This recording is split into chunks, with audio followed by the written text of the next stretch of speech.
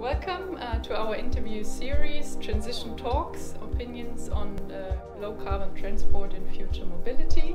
Today we have as our guest Jim Walker from Walk21. Jim, would you like to introduce yourself? Yes, thank you. Thanks very much for inviting us. My name is Jim Walker. I'm from Walk21. And actually this year is our 21st birthday. We've been going for 21 years, so particular time to celebrate, and really pleased to be part of this interview process. Great, welcome. We're happy to have you here. Thank you. And we have a couple of questions for you. We've been talking about walkability during the last days, and one of the important aspects is always what is the impact, or how can we measure the impact of walking in regard to economic development, but especially also for decarbonization of the transport sector. Yeah, and I think we've understood that over the years, we've talked about this for 21 years now, about how the conversation has changed. You know, when we first started, we were talking about how can walking contribute to helping save lives with obesity, with non-communicable diseases. That's still very much a critical factor. People also ask us how it can save lives from road safety, how we can reduce the fact that 311,000 people last year died on the roads. You know, these currencies, political currencies, are very, very much still out there and still very important. But you're absolutely right that we need to also think about walking in terms of its contribution economically, because we know that footfall, where we can encourage people to walk, especially if we make it nice, then people will actually stay longer and spend more. And so that relationship between people walking and dwell time and spend is very critical. We understand that, and we can certainly explain it, and certainly the nicer we make these environments, the more inclusive, the safer they are, then we can encourage people to stay longer.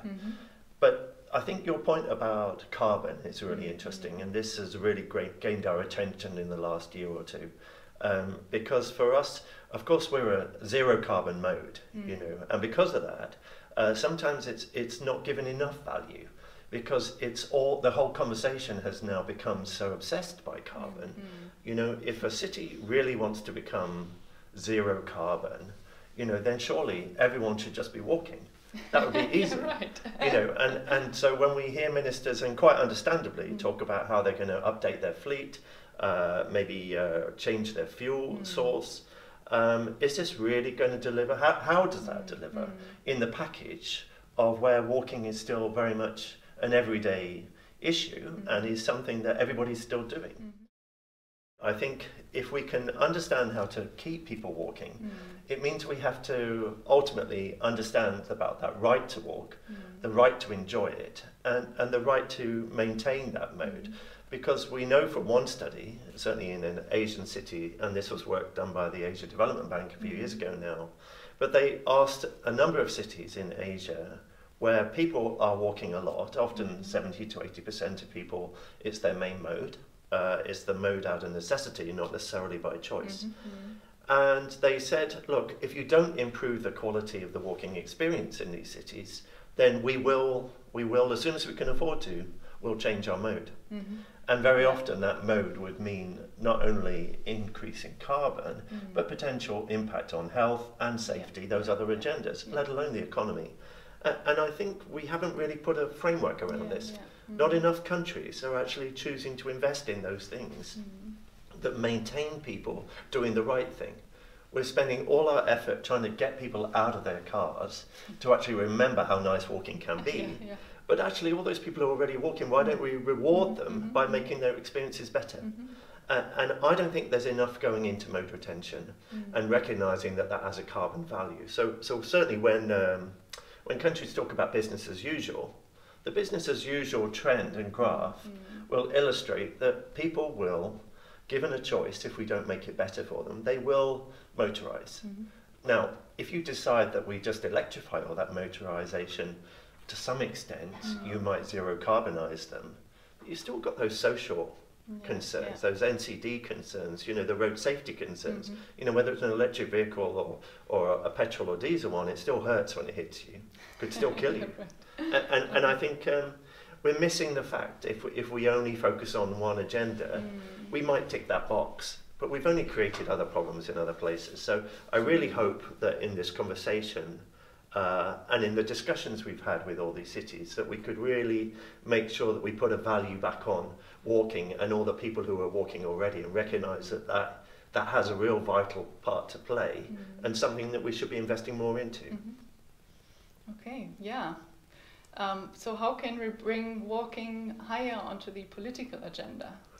I think this is really interesting to me because everyone's doing it already, but one of the main factors is that people don't measure it. And so they don't see it, and walking has become this invisible mode.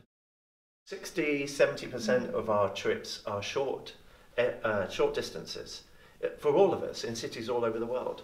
And so this isn't just about necessity and choice, it's about visualizing the fact that that is the oil, really, in the machine of the entire transport system. And if you take that away, or you make it unbearable, or certainly difficult, then everything will suffer. Yeah. And so I guess what we're saying is this: people talk about the first last mile, but really a successful city would mean that you've got at least 500 meters around every public transport stop, but why not around every school, every hospital, every park, every retail area, every high employment zone. You know, these are the places where people, they're key walking destinations. They're places that we're going to regularly, habitually. And I think all of them deserve to have walking as a priority in these places so that people can get in and out with comfort and safety and ease. And I think if we focus on that as the core we often see these transport mobility hierarchies, but if we honestly believe in it and want to really deliver it, we have to put that into practice at these key destination points. And if you can only think about where you would start that process, focus on public transport. Because the quickest win is not thinking about walking and cycling as some sort of active travel package. You know, I think that's just lazy transport planning, to be honest with you. Yes, we don't have motors, and you know, I hate the way that people call us non-motorized. You know, why define us by the motor? We haven't got a motor, but that doesn't mean we're missing something. We are active, yes, but actually the relationship between walking and public transport is critical to the whole system. And if we can get that 500 meters around every public transport stop and station, everywhere in the world, honestly, we could get much more walkable cities. And I think the people deserve it. Why wouldn't you? We can increase that catchment, and we can increase that capacity, and we can longer term promote sustainable transport because of that walkability catchment. Quality catchments all over the world are really what matters most, and that, if we can start measuring that in a more consistent way, then I think we're really onto something. You know, how does it feel? And I'm sorry to some of the engineers and planners who will find that complicated, because it's not a GIS referenced variable that you can do in the office. It means you're going to have a conversation with people. But you know, that is what transport and mobility is all about.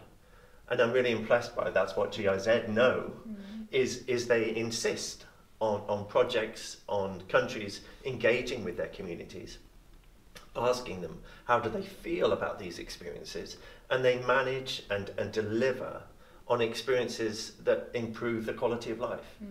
And I think, you know, there's a certain quality that I think we all have the right to expect from our cities and in our countries. And I think it begins, the foundation, it always begins with walking. Yeah, it seems you have a quite good tool in hand to support the cities to improve their walkability. I have one last question for you. Sure. We are talking a lot about digitalization. Yes. In your opinion, what do you think? Can digital solutions promote walking? Can they help us to improve the walking experience?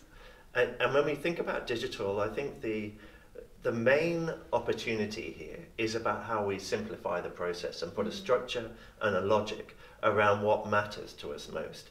And if we can use digital tools, you know, our phones being a classic way, about how we could invest or encourage people to share with us what their real experiences are like on the street. I think we can visualize for the first time the city through the eyes of a child. the city through the eyes of a woman, the city through the eyes of an old person, someone with disabilities, and people who are poor as well. We need to reach out and proactively engage in these people to actually share their opinions. And I think us as thinkers of city visioning, I think if we can somehow or other use these tools to make sure that we've reached those people and that they've had that opportunity to share with us their actual experiences, I think it will really help us. And I have to say I'm really grateful to GIZ because they helped us develop one of these tools. We've used it in Lagos in Nigeria, and we focused in on public transport users with this tool. It's called Stride. It's about the shared travel reality of users of the public transport network, looking as soon as they get off the bus in the middle of Lagos Island, what is that walking experience like to complete your journey to work or to the church or the hospital. We worked with the university to collect the data. We had over 5,000 responses within 2 weeks, and all the places where they felt there was a concern we mapped. And then the clusters of concern, we went out and had a look and understood why. And then that has triggered an investment by Lamata in actually making the changes on the ground. And people have then reacted to that and said, you know, this has helped. Thank you, and we appreciate it. We've created a measurement framework digitally to be able to say there was a problem, we found a deficiency, we fixed it, and people are grateful. Thank you very much, Jim, for your insights into your work. I'm totally convinced that with you and Walk21 we have a walkable future in sight. So I hope so, thank you very much, and thank you for listening, and welcome to our next episode coming soon. Thank you.